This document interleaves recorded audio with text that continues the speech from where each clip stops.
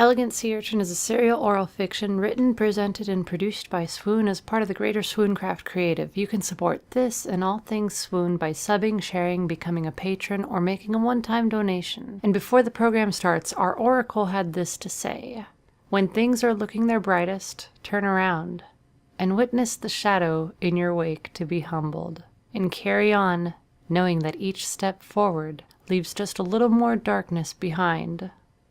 You, listening, thanks, and enjoy. Heather told me a story about a guy much like myself. Little did I realize I'd heard much about him myself.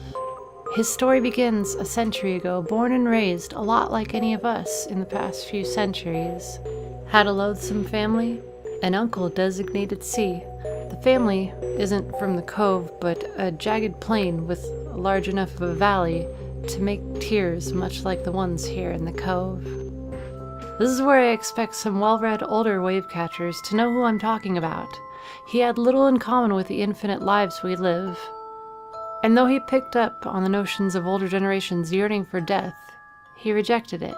He rejected the romance of death and was outcast from his peers. He wouldn't make ripples until his 20s. He had a rough transition out of end school, being picked up for jobs he was incapable of or refused to do. When at last, he took the things he held true in his heart and sat on ice over what he could shape those into. His first journey is detailed in Dux, claiming the title.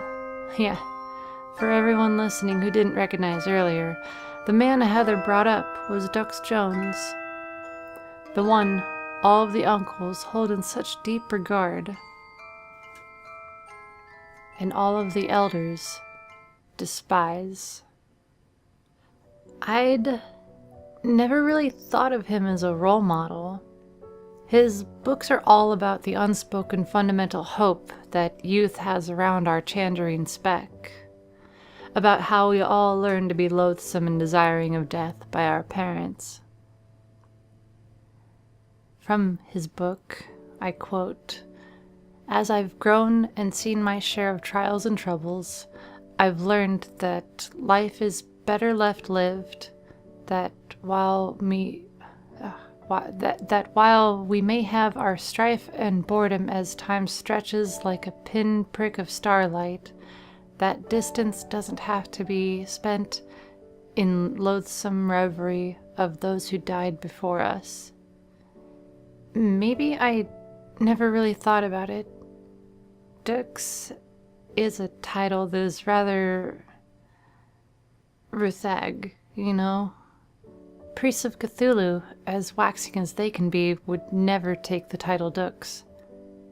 In our childhood, the Dux is always the outcast, the it, the chastised, the iced.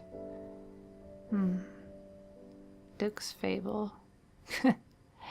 It almost sounds as natural as an 8-legged cat hissing.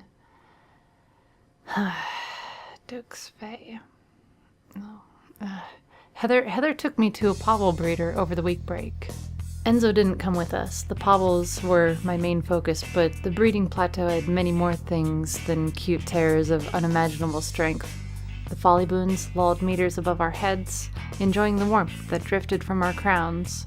There were enough zings to trip every few steps. Awful little fast sprites with metallic shells that make us tripping on them inconsequential to their own well-being. They had rays gliding here and there. Oh, and there was a Delmander that appeared to be looking in 6 different directions with each of its eyes. Bizarre. They even had an 8-legged cat. The plaque said it was Tabby. I don't know what that means, but it was orange and striped and hard to see. The glass it was kept behind was horribly scratched from within. I couldn't make out the claws at the end of its long spindly legs, but its fangs and gruesome eyes were dreadful enough to startle me. I took shelter in Heather.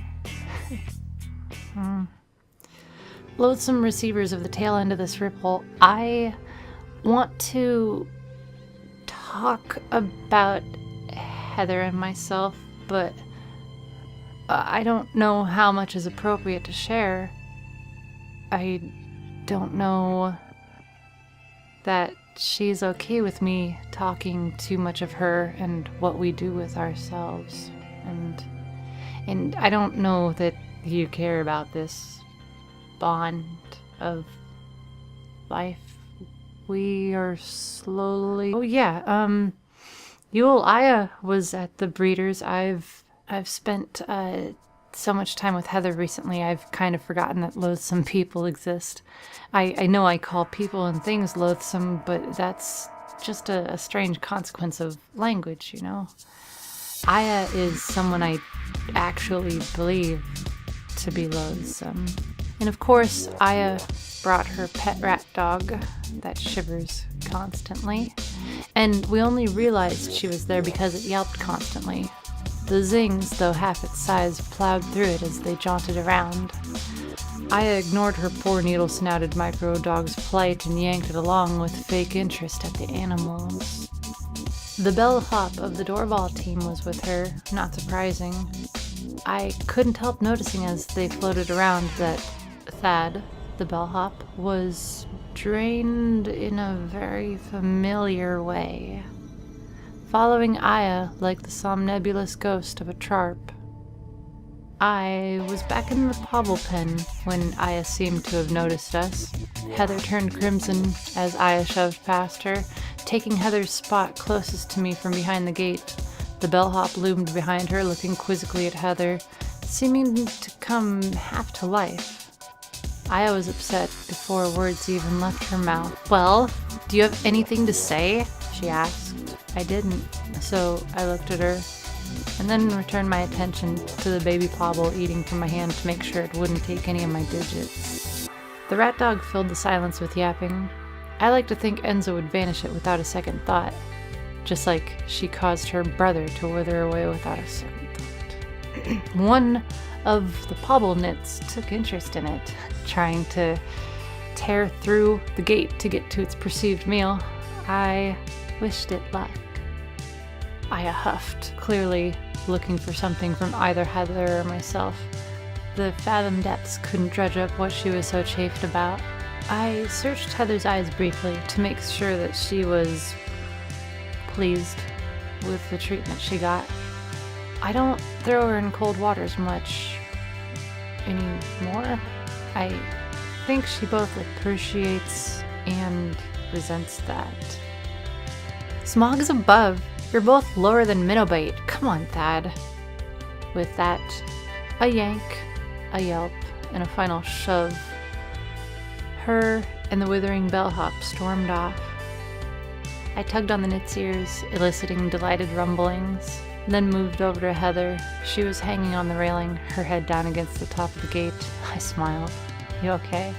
She replied, "Amazing." I took one of her hands. "You're pathetic." She found solace in me, and we giggled and enjoyed the rest of our week break. The first doorball playoff game came and went yesterday. I was late to Wavecast because of it, and they did approve me to Wavecast championship even if our team didn't make it. I actually, before the game yesterday, one of the heads took me to the district HQ. The seals to enter were beautiful, like you have seen. A priestess sat with me, you know, one of his priestesses. She was very slender, almost too slender, and too tall, her hair almost glassy like slicked back tentacles, her dress like golden scales glinting green in the right light. And she told me,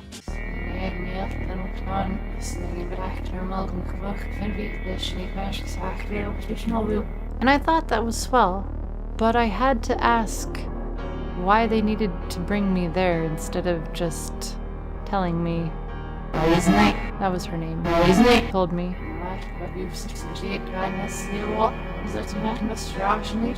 So I asked if the thought I was best suited to Wavecast. She didn't respond with words. Instead, the priestess took